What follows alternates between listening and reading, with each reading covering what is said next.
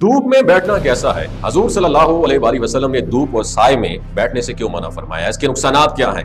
आज की इस वीडियो में हम हजूर सल्लल्लाहु अलैहि वसल्लम की सुन्नतों और जदीद मेडिकल साइंस की क्या रिसर्च है इसके ऊपर बात करेंगे। नादरीन, इस्लाम की बात की जाए तो एक मुकम्मल निज़ामी ज़िंदगी है। ज़िंदगी के हर शोबे में इस्लाम हमें गाइड करता है और यही वजह है कि आज से 1450 साल गुजरने के बावजूद भी हजूर सल्लल्लाहु अलैहि वसल्लम की तालीमात ना सिर्फ मुसलमानों बल्कि हर इंसानी मुआशरे के लिए मशअल राह है। जदीद साइंस में इन तालीमात से मुतासर है और ये कहने पर मजबूर हो गई है कि इंसानी वजूद की सालिमियत इस्लामी तालीमात पर अमल पैरा होने से ही मुमकिन है। हजूर सल्लल्लाहु अलैहि वसल्लम दाएं तरफ किबला रुख होकर आराम फरमाया करते थे और आज साइंस कहती है कि दाएं बाएं दिल जो है ना ये बाएं तरफ है और अगर इंसान बाएं तरफ लेटे तो दिल की बीमारियां पैदा होने का खतरा होता है क्योंकि बाएं करवट लेटने से मैदा और आंतों का बोझ दिल पर पड़ता है जिसकी वजह से दौरान खून और दिल की हरकत में कमी पैदा हो जाती है। नींद के बारे में तजर्बों से ये चीज वाज़ेह हुई कि जिन मरीजों को मुसलसल दाएं करवट सुलाया गया वो मरीज जल्द रिकवर हो जाते हैं और जिन मरीजों को बाएं करवट सोने दिया गया वो मरीज डिप्रेशन, एंजाइटी और बेचैन रहते हैं। मॉडर्न रिसर्च से ये बात साफ हो चुकी है कि दाएं तरफ सोना दिल और मैदे की बीमारियों से बचाता है, यहाँ तक कि बेहोशी और मुसलसल बेहोशी से भी महफूज रखता है। इस तरह हजूर नबी करीम सल्लल्लाहु अलैहि वसल्लम का बिस्तर जो था ना, बिस्तर मुबारक, वो सॉफ्ट नरम नहीं था बल्कि आप सल्लल्लाहु अलैहि वसल्लम का बिस्तर चमड़े का था।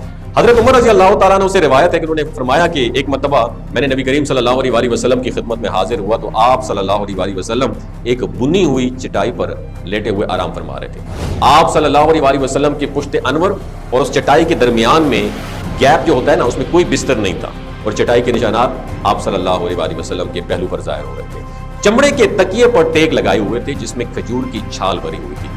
इस हदीस से ये बात वाज़ेह होती है कि हज़ूर अकरम सल्लल्लाहु अलैहि वसल्लम आरामदेह कंफर्टेबल बिस्तर इस्तेमाल नहीं किया करते जिस तरह आजकल हम मैट्रेस इस्तेमाल करते हैं। साइंस ने ये प्रूव कर दिया कि आप सल्लल्लाहु अलैहि वसल्लम की ये रूटीन मेडिकल असूलों के मुताबिक बेशुमार फायदों पर मुश्तमिल है। साइंसी एक्सपर्ट्स माहिरीन ने अपनी रिसर्च में आरामदेह बिस्तर का नुकसान कुछ इस तरह बयान किया है कि जब एक चुस्त और चलता फिरता इंसान जब आरामदेह बिस्तर इस्तेमाल करता है तो उसके जोड़ ढीले पड़ जाते हैं, वो जिंदगी के आम मामलात में सुस्त हो जाता है। वो बहुत ज्यादा नरम और आरामदेह बिस्तर गुर्दे पर जो है ना बहुत बुरा इम्पैक्ट डालता है, यहाँ तक कि गुर्दे की नालियों में एक पेचीदा वर्म और सूजन पैदा हो जाती है और आरामदेह बिस्तर रीढ़ की हड्डी को बहुत ज्यादा नुकसान पहुंचाता है। बच्चों की हड्डियां नरम होती हैं, अगर उनको आरामदेह बिस्तर इस्तेमाल कराया जाए तो उनकी हड्डियां टेढ़ी हो जाती हैं और पूरी जिंदगी माजूरी उनका मुकद्दर बन जाता है। अमेरिकन काउंसिल फॉर हेल्थ उसने अपनी नई रिपोर्ट में चमड़े का भी जिक्र किया है। उनका कहना है कि चमड़े का बिस्तर बवासीर, कमर का दर्द, आसाबी कमजोरी और जोड़ों के खिंचाव का वाहिद इलाज है। इस तरह नबी करीम सल्लल्लाहु अलैहि वसल्लम ने धूप और साए में बैठने से भी मना फरमाया है। नादरीन, इंसान को सूरज की बहुत ज्यादा जरूरत होती है, इसलिए अल्लाह ताला ने कायनात को एक मखलूक जो है ना सूरज को भी बनाया। इंसानी जिंदगी में इसके बहुत बेशुमार फायदे हैं। इनमें से एक अहम फायदा विटामिन डी धूप हासिल करना है और ये धूप इंसानों के साथ साथ तकरीबन तमाम मखलूकात के लिए बहुत ज्यादा जरूरी है। इंसानों के अक्सर कामों का डिपेंड इसी धूप के ऊपर है। इस धूप से हमें दीगर फायदों के अलावा जिस्मानी फायदे भी मिलते हैं, मगर इन सारे फायदों के होते हुए भी मेडिकल साइंस ने धूप में सोना नुकसानदेह करा दिया है। हालांकि इस्लामी मेडिकल साइंस में धूप में सोने की कोई मुमानियत या नुकसान नहीं बताया, अलबत्ता धूप और साया जो इकट्ठा होता है ना, उसके दरमियान में बैठना या सोना इस्लाम में मना है।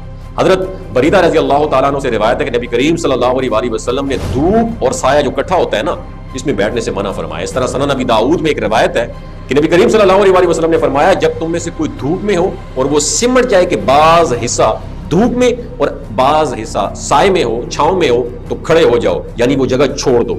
धूप में निकलना, उसमें बैठना और खुसूसन सर्दी के मौसम में धूप में लेट जाना एक फितरी अमल है, लेकिन हदीस की रोशनी में धूप और साए के दरमियान बैठना या लेटना मना है।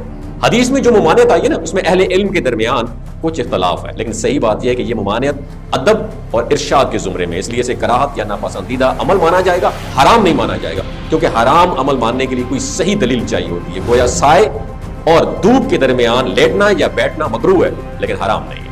आधा धूप में आधा साए में बैठने का तिबी यानी मेडिकल जो डैमेज है, यह भी बयान किया गया है कि मेडिकल साइंस ये कहती है कि इस तरह करने से इंसान की जो ब्लड सर्कुलेशन है उसमें फर्क आ जाता है, यानी जो हिस्सा धूप में होगा उसमें ब्लड सर्कुलेशन तेज होगी, जो हिस्सा छांव में होगा उसमें ब्लड सर्कुलेशन स्लो होगी और लाजमी तौर पर जिस्म की गर्दिश का जो है ना दो रुख होना इसके लिए बीमारी का इंसान के लिए सबब बन सकता है। सुभान अल्लाह, क्या हिकमतें हैं फरमान रसूल सल्लल्लाहु अलैहि वसल्लम में। जब साइंस का कोई वजूद नहीं था तब भी सब बता दिया था। एक रिवायत में है नबी करीम کریم صلی اللہ علیہ وسلم نے دھوپ اور سائے والی جگہ پر بیٹھنے سے منع فرمایا اور فرمایا کہ یہ شیطان کی بیٹھنے کی جگہ ہے۔ ایک روایت میں شیطان کے بیٹھنے کی جگہ سے مراد یہ ہے کہ شیطان جیسے پریشان کرنا چاہتا ہے جس بندے کو، اس کو ایسی جگہ پر بیٹھنے کی لیٹنے کے لیے موٹیویٹ کرتا ہے، اور گویا ایسی جگہ پر کسی شخص کے بیٹھنے یا لیٹنے کا سبب شیطان بنتا ہے، اور اس سے شیطان اپنے مقصد میں، وہ شخص تکلیف یا دکھ میں مبتلا ہو کر شیطان کامیاب ہو جاتا ہے، کیونکہ شیطان جس طرح انسان کے دین کا دشمن ہے اس طرح اس کے بدن کا بھی برا چاہنے والا ہے۔ خلاصہ یہ ہے دوستو، آپ صلی اللہ علیہ وسلم کا یہ حکم میڈیکل پوائنٹ آف ویو سے اس میں